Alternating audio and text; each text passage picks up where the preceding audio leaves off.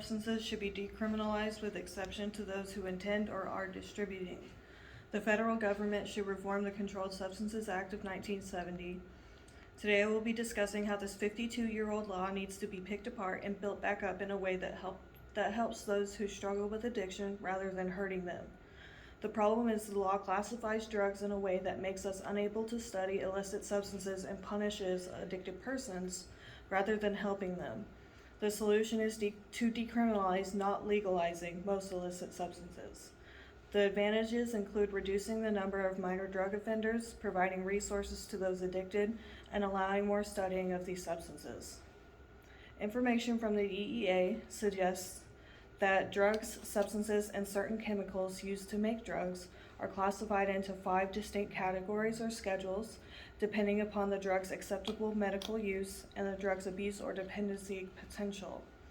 The abuse rate is a determinant factor in the scheduling of a drug. For example, Schedule I drugs have a high potential to create a severe psychological and/or physical dependence. As the drug schedule changes, so does the abuse potential.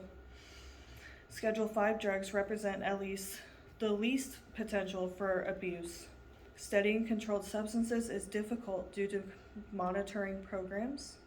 For example, the University of Michigan has a controlled substance monitor who provides training to laboratory staff regarding licensing and registration requirements, record keeping, and procedures for storage, disposal, and waste. When it comes to drug offenses, possession of a controlled substance is a Class D felony in Missouri. This can lead up to 7 years in prison and charged a fine up to $10,000. Persistent offenders can be charged with a Class C felony and get between 3 to 10 years in prison. Those charged may be able to avoid jail time by entering a drug court program. Now that we've covered the basics, let's discuss what I think the solution should be. The main thing that needs to be fixed is decriminalization of most substances. Oregon did this starting February 1st, 2021. Oregonians passed Measure 110 that makes possession of small amounts of cocaine, heroin, LSD, and methamphetamine, among other drugs, punishable by civil citation and a $100 fine that can be waived if you get a health screening from a recovery hotline. The measure expands funding and access to addiction treatment services using tax revenue from the state's marijuana industry, as well from expected savings from a reduction in arrests and incarceration. Moving on to a study that was done on a small scale, Johns Hopkins medicine researchers report that 2 doses of the psychedelic substance psilocybin, which is a Schedule I drug, given with supportive psychotherapy, produced rapid and large reductions in depressive symptoms, with most participants showing improvement and half of study participants achieving remission through the 4-week follow-up. This shows that even Schedule I drugs like psilocybin, or even the benefits seen by marijuana patients, proves that not all drugs are bad and can even have medical benefits. We need the ability to be able to do studies like this with other controlled substances. The next topic is what good things can come from decriminalization. The advantages of decriminalization are substantial for those who are addicted. The main impact is less to no prison time, even for repeat offenders. Requirements to attend drug court or mandatory treatment can be beneficial for us all.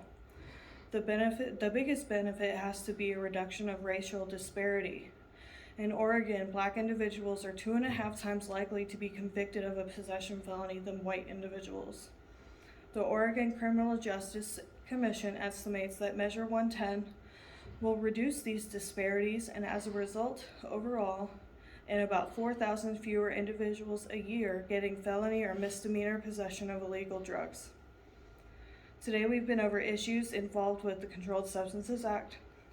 The drug classification system needs to be reformed in a way that allows us to provide treatment-informed care, as well as allowing us to study Schedule I drugs to find genuine medical uses. Decriminalization leads us to have resources and the ability to put individuals in recovery rather than punishing them for having an addiction problem. This leads to less arrests, jail time, and helps humanize those who struggle with addiction.